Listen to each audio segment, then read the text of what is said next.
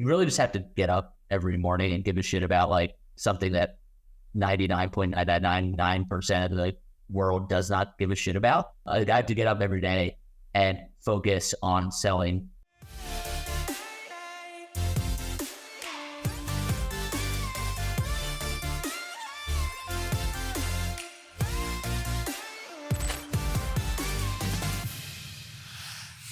So for anybody who's been listening to Bite Size for some time, creative being the variable is a statement largely agreed upon by myself and most of my guests, whether that's a brand founder or a marketer.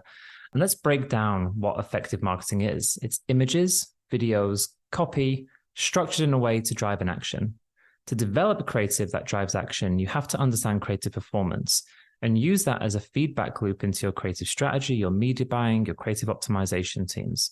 At Fly Performance, we use Motion. So Motion is a creative reporting platform that visualizes creative performance and uses really easy to understand metrics that are mapped to the consumer funnel. So from thumb stop ratio to ROAS, making it so easy to understand not just performance, but where you need to optimize. Not only that, it's a huge time saver.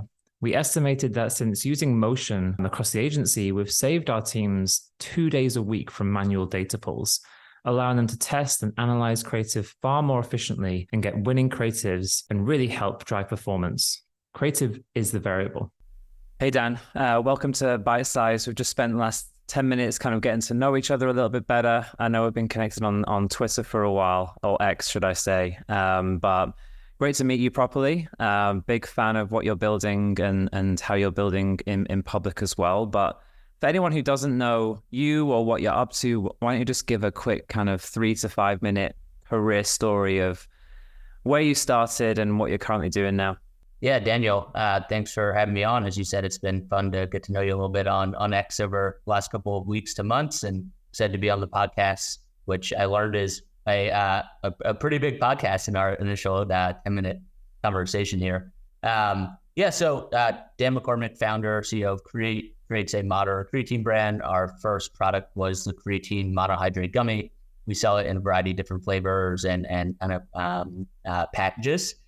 So the reason I started Create, both personal and kind of professional. Personally, I've been taking creatine for well over a decade. Like many people, started taking it for the first time during freshman of high school football, American football, and had a really positive experience with it. Shortly after kind of freshman football season, realized, I didn't have a career in professional football and switched to cross country and track. But oddly enough, kept with the creatine supplementation. At the time, very few high school runners are taking creatine. I perhaps had a little bit more of a bulky body than most runners. But anyway, always kind of stuck with creatine throughout high school, college, post-college. Always had a really positive experience with the supplement. Interestingly, to me, relative to other supplements, it always did what it purported to do, which is help build strength, build muscle, improve recovery, increase energy levels. And I never personally experienced many of the downsides that were taught to learn about creatine over the past 20 years. My hair didn't fall out, my skin didn't break out, I wasn't having kidney failure. And so my personal experience kind of juxtaposed to what I was taught to believe about creatine, there was just a gap, there was a chasm between those two things. And I thought that always was interesting to me. At the same time, I'd spent kind of the last 6 or 7 years in e-commerce since I graduated school, worked at these companies like Away and Parade, learned a ton about brand building, learned a ton about what to do when building a company, and also potentially some of the mistakes to avoid when building the company. And so took those two learnings and thought there was a really big opportunity in the creatine space. When I started, there was kind of these early signs of kind of mass market adoption of creatine. We're now kind of 18 months into this story, and creatine is the fastest growing category in VMS. I'm seeing SPINS data that creatine consumption and retail grew 235% this year. So it's a kind of a massive wave of creatine adoption. Our goal is to become the most credible brand in the space, do so by using kind of not only traditional ways of building credibility and through quality and certifications and regulatory, but also bring a fresh approach to go to market for creatine. Traditionally, it's been niched away for male bodybuilders and super serious athletes. And our our view is that many people, almost everybody, can benefit from proper creatine supplementation, and our brand is positioned in order to take advantage of that. So we launched about 13 months ago in the market. And as I said, working on it for about 6 months before that. First year, just in terms of scale, did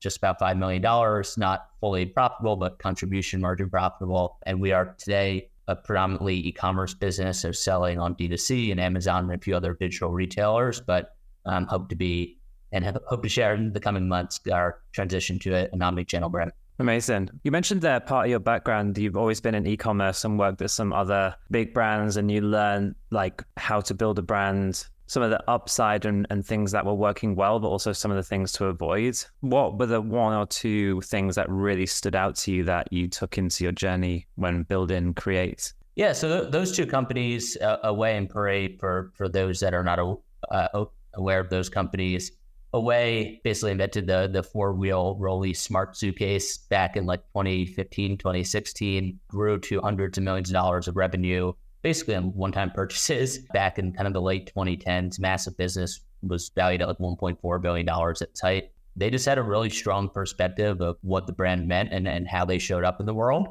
And they were also at the time, just given kind of the capital in the space, the innovation around the D2C business model. This is 2017, 2018. D2C was like, whoa, what is this?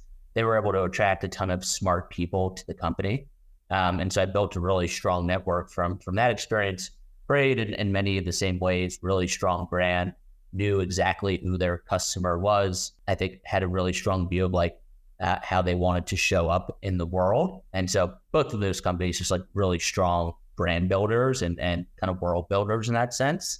And then on the same side, like obviously learnings on, I think, Away's troubles have been well documented. Parade recently sold for, I think, kind of well below expectations, and a few mistakes there. Those companies just got kind of way over their skis on inventory and challenges around inventory, really built large companies before kind of the physics of the business were able to hold it. And so trying to learn from those mistakes while also pulling obviously some of the magic that those brands were able to create into Create. Yeah, makes sense. You mentioned a couple of times in that sentence around how they just really understood the consumer, who they were going after, and correlating that over to Create.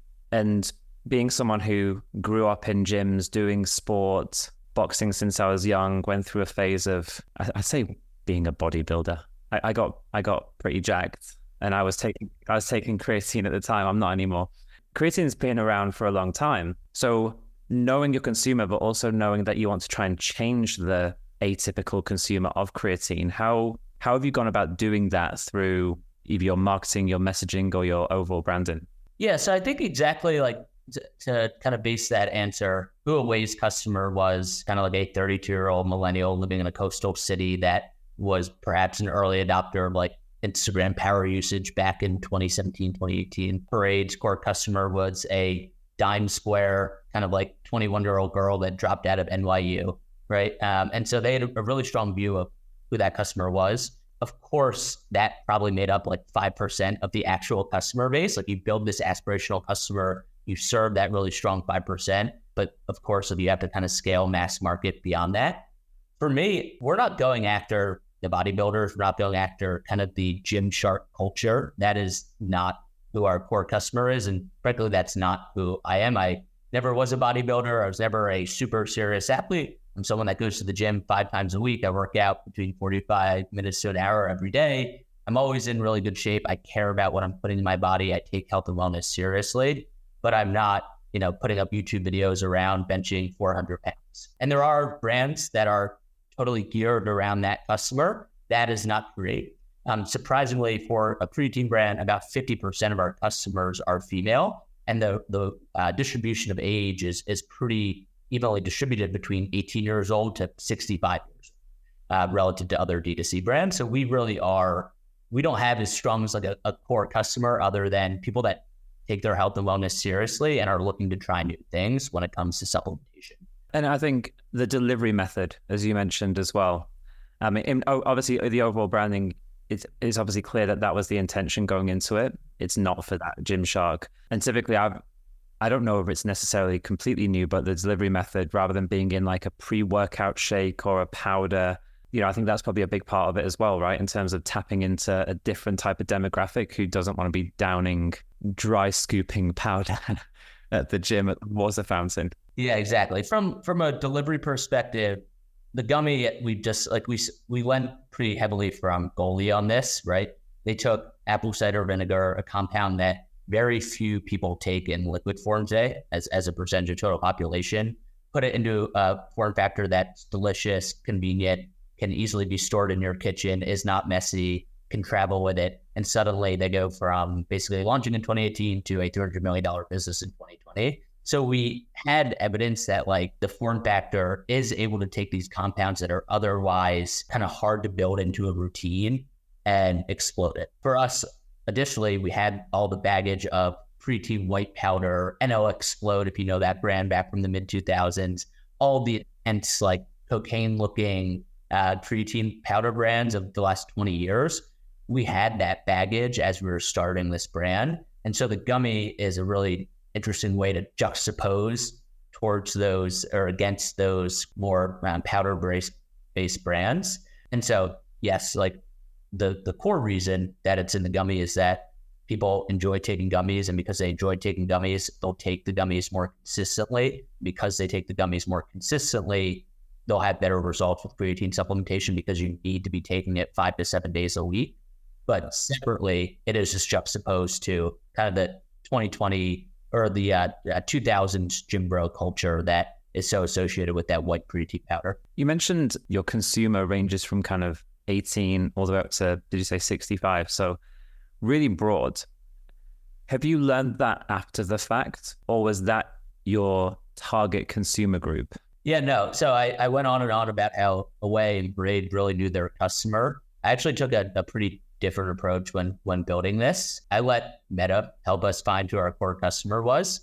We built a intentionally pretty vague brand as to the color scheme and the name and the imagery and everything that we stood for. It's pretty, I would say, widely applicable to a bunch of different groups. It's mass market, and that was intentional. Our belief is that, and like almost everybody can benefit from proper creatine supplementation, say very small people or populations of people that already have renal dysfunction or other pre-existing medical conditions that kind of disqualify them from creatine supplementation.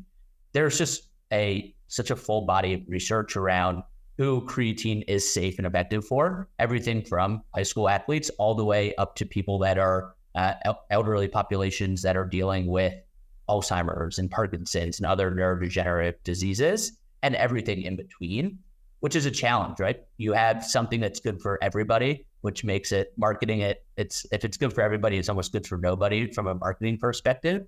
And within that challenge, you're like, all right, who is better? What is better than anything else in the world at kind of helping solve that issue? And that's Meta. That's throwing a ton of different creative angles at Meta and saying, hey, go find the most efficient customers for us.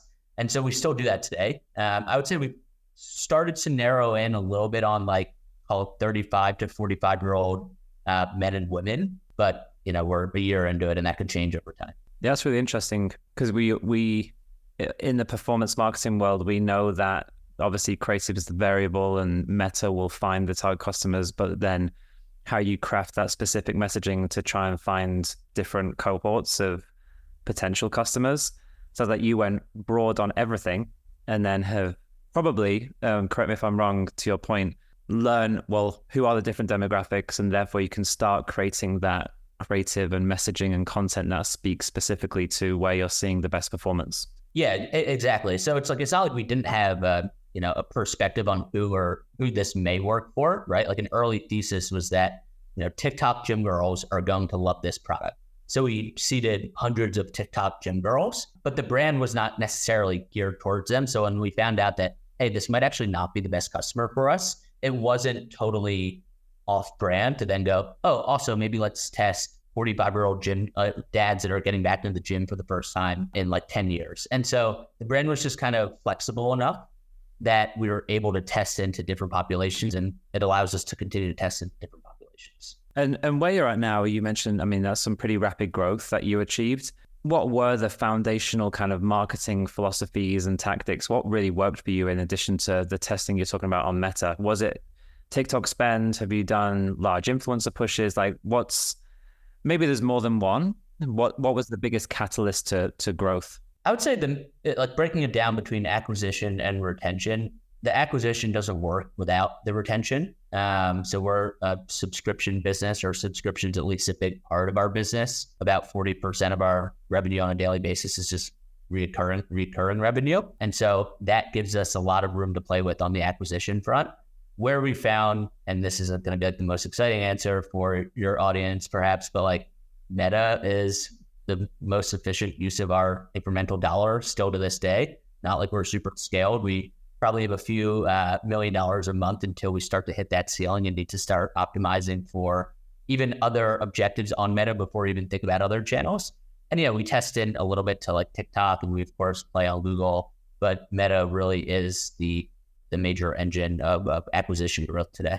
I actually don't think that is a really boring answer, because I actually think, and I've spoken about this with multiple people on the podcast, and we see this time and time again, channel diversification. It's good to be testing, but we see time and time again for e-com DTC brands, your bread and butter is often going to be Meta and Google. And you got to be really careful. Are you diversifying because there's an opportunity, or are you diversifying because you just haven't figured the channel out? Right. And they are two very different scenarios. Like saying Meta doesn't work and therefore I'm going to go and try a different platform.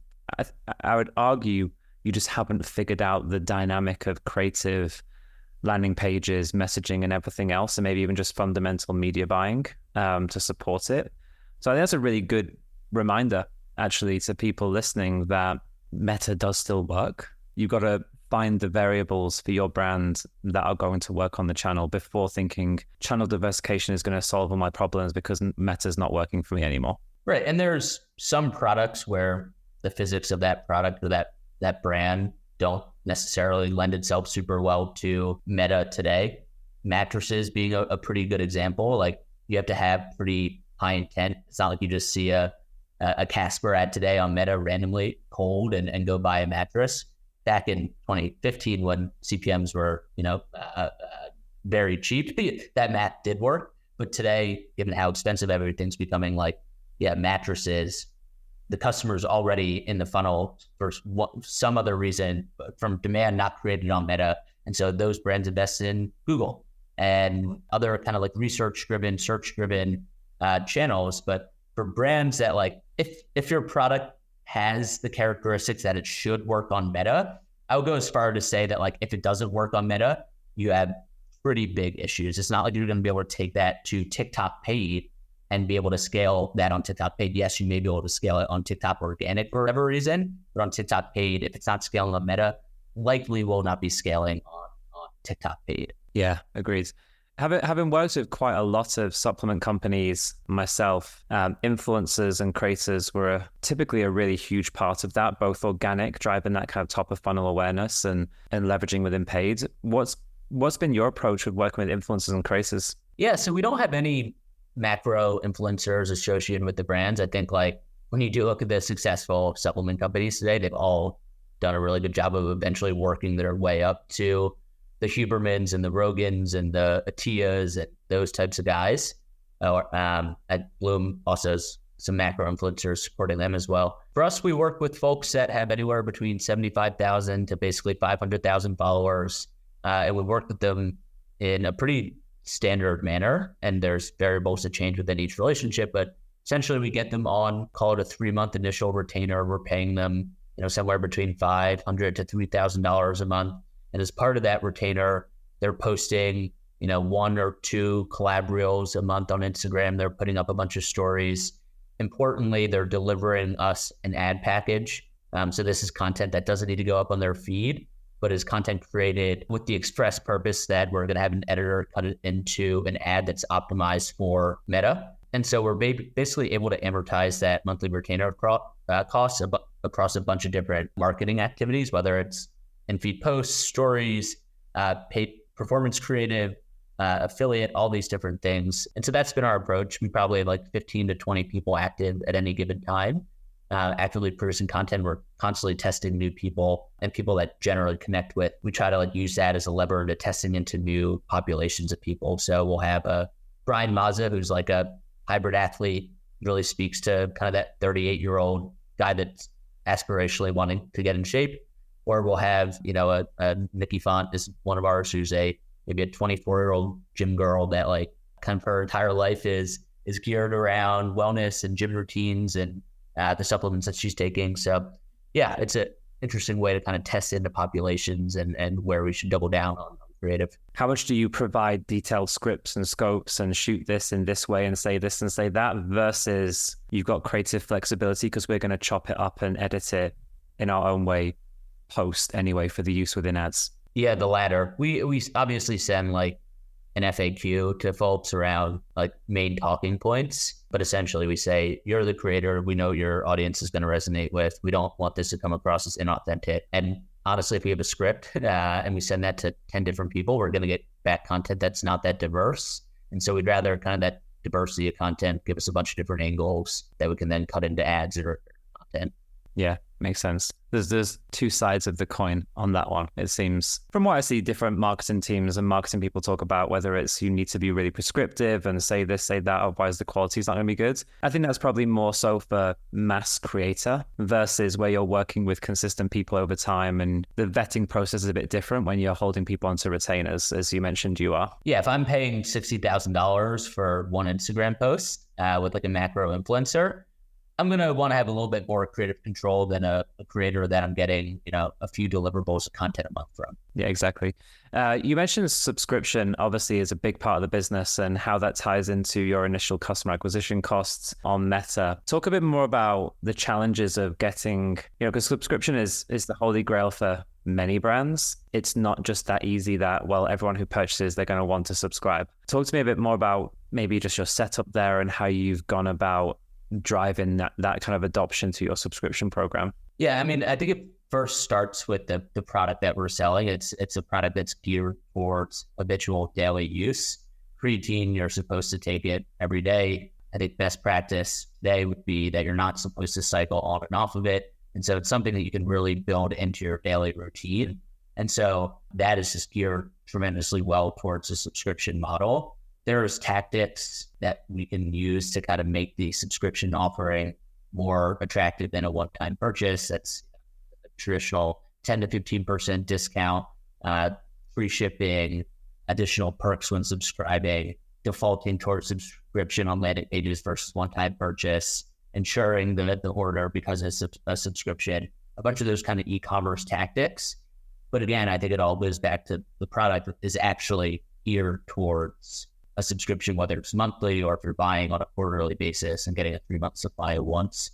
It comes down to the fact that you're going to be taking this product on a daily basis if you want to see best results. I mean, like you said, there's all those e-com tactics that probably most people know. One of the things I'm keen to get your take on is whether it's something you do that I've seen work really well with subscriptions is it's how you communicate with people in between purchase cycles, right? In above and beyond, don't forget that your next subscription is coming. It's that value add community building, VIP building, which could be, especially for a brand like yours, I'm going to assume maybe you are, maybe you're not.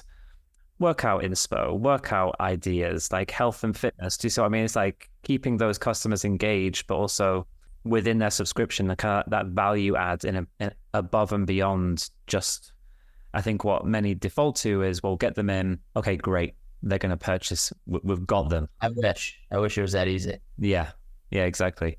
How do you, or anything you can say about how you're kind of approaching the touch base with your subscribers that's helping kind of increase that lifetime value and keeping them within the subscription program? Yeah, I think, honestly, I wish we were doing a better job of providing value to customers in between purchases. I think the product is valuable in and of itself, and we get a fair amount of leash from that. But I think there are these kind of ancillary benefits that we could offer, whether it's video education, workout plans, other things that when matched with the product actually make the product more valuable. We just haven't implemented them today. It's a fine line to your point of like, how can I be in communication with this subscriber, making sure that they feel comfortable with the plan, making sure that they're getting value from us between purchases, and like communicating with the customer too much to the point where, you're notifying them constantly that like they're paying X amount of dollars a month for this product. And like, you obviously don't want to hide anything or make it hard for them to manage their subscription, but you wouldn't want to be texting them every day being like, hey, by the way, this has cost you $3 today to take this product. So it's a fine line. And I think, the biggest one of advice is kind of letting the product speak for itself, such that the customer's getting core value out of the main product versus trying to basically trick them into staying subscribed for longer than they otherwise will. There's a really good point.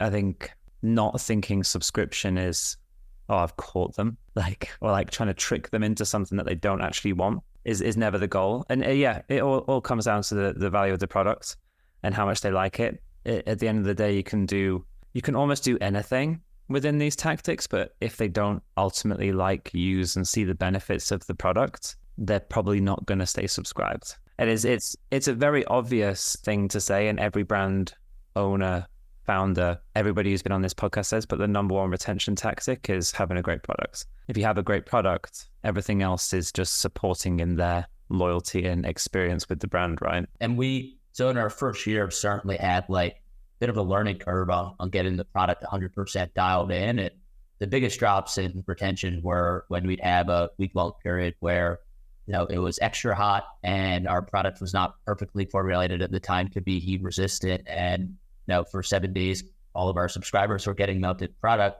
Those are the biggest dips in subscription, not some marketing tactic or that flow that we did or did not use at the time. So it really does come down to product. Go more into kind of the entrepreneurial journey. So obviously you've been in the space since you left college. You mentioned always in DTC, and now stepping into the entrepreneurial, building your own brands. What have been some of the biggest challenges or roadblocks that maybe have surprised you along the way of building the business to where it's at? Yeah. So this is my first kind of foray into true entrepreneurship. I've always kind of worked at startups, but never had as much skin in the game as I do now. So I come from kind of a family of entrepreneurs. Both my parents own small businesses. Both my siblings had their own businesses. And so kind of growing up around the kitchen table business, with some people talk about sports and politics at the table, we always talk about kind of hey, Mom, what'd you learn at your client today? Or Dad, why is that guy pissing you off at work today? And so business was kind of always what we talked about around the kitchen table. And it's always been kind of my number one interest. I think some of the challenges coming into it, and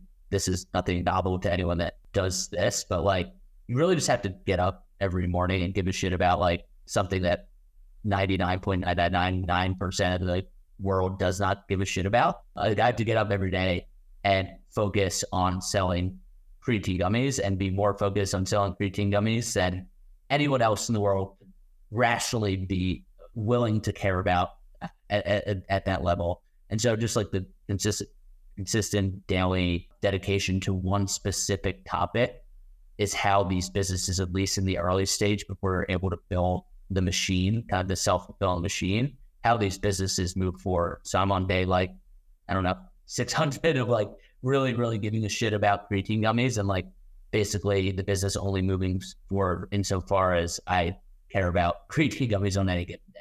And I think I've kind of designed it particularly such that that is the case, where it is really reliant on my daily input, because I don't have currently any full-time employees. I kind of have a distributed network of agencies and freelancers and part-time folks, but over the first kind of 18 months of building this, it truly was just me getting up on a daily basis and pushing the business forward. I think the other thing is that, and again, I'm not telling anyone that listens to this podcast anything, it was that these businesses are just super hard. The physics of these businesses are just, frankly, terrible relative to most businesses. And we do it because we love seeing our physical products in the world. Hopefully some of our products can have a positive impact on people's lives. There is something interesting about, owning a brand and operating a brand, but, we're starting at 100% margin. If we're lucky, only 50% of that is going into COGS. If we're lucky, only 30% of that is going into marketing. That leaves us with 20% potential margin to run the business. And the secondary thing here is that you're damned if you grow and you're damned if you don't, right? If you grow too quickly in CPG, really tough to fund inventory to fuel that growth. And if you don't grow, then you don't grow, and you don't have a big business on your hands. So the physics of this business are just tough. And I knew that into this. I spent my career in D2C, but kind of seeing it firsthand is I think just another level of challenge. Yeah, definitely. I think scale and growth is always the goal, but then it just brings about a new set of challenges, right? Especially like you said, on the brand side, you got inventory, you got to scale the operations. The scale doesn't come with significant investment to be able to support that scale and then scale even further. Yep, totally.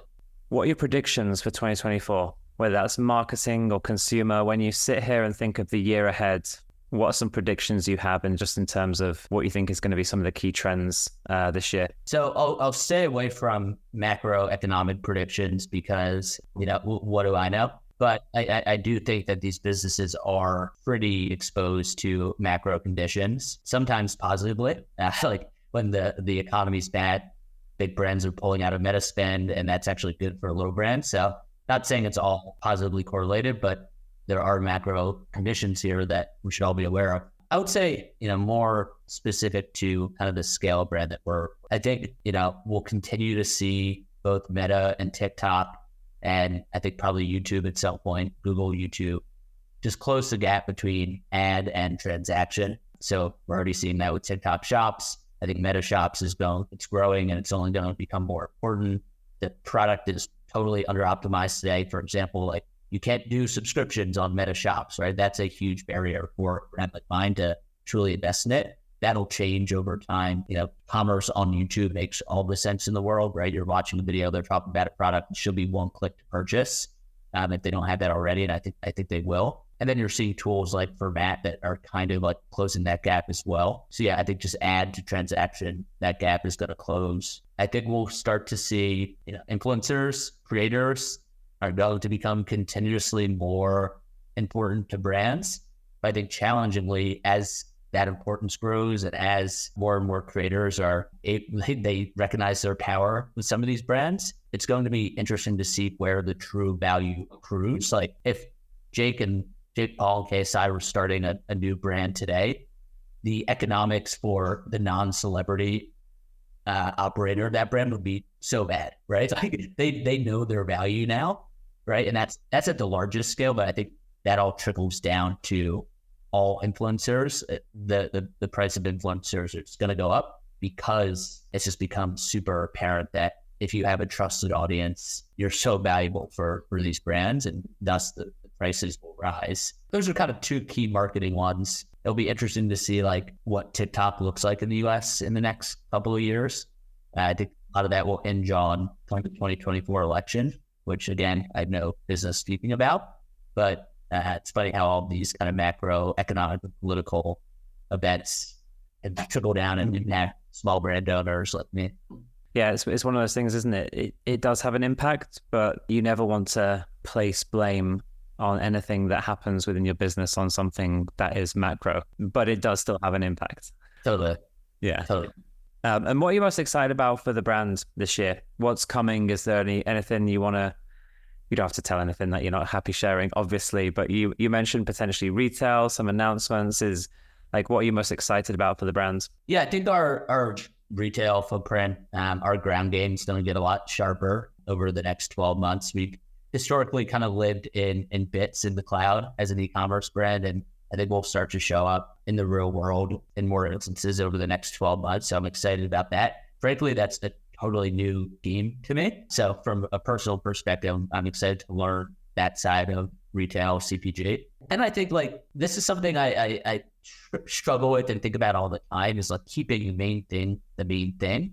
We built a relatively large customer base. We have all the kind of operational support to really launch any supplement that we want to at this point. And the challenge is like, can you stay focused enough to almost not do that? Can you not launch that like other gummy that is not core to the Creatine gummy, but like would certainly in the first couple of weeks be incremental to revenue? Can you not shoot yourself in the foot by launching a creatine powder because all of your customers are asking for creatine powder instead of creatine gummies, and just sticking to creatine gummies? So I think that's like what I'm most excited about, is kind of feeling out how long the runway is on creatine gummies over the next 12 months, and keeping the main thing. That could change in like, a couple of years as the business starts to mature, like saturate some of our core channels and core demos. But right now it's like, the fun and challenging thing is like, hey, you're making a long leverage bet on creatine gummies. Like, how can you do everything to ensure that bet goes well? Yeah, love that. Really appreciate you being on. I haven't tried the gummies yet, but I will. I'm going to step back into my creatine game. I mean, I go to the gym twice a day, so it's like I probably should be taking some creatine and some supplements. So I'm excited to try the product. I'm excited to continue watching you grow the brand. I mean, congratulations on everything you're building, and just I really like a lot of your answers and just the philosophy for how you think things. It's not just spray and pray and you're just kind of winging it. I know we're all winging it to a degree, but the philosophies seem grounded in really sensible kind of frameworks. So love seeing what you're building. Congratulations. Do stay focused. Don't go too left field. No one needs more creatine powder. Goodness me, there's thousands of them out there. And just thank you so much again for being on the podcast. I really appreciate it, man. Yeah, Daniel, this was fun. Thank you.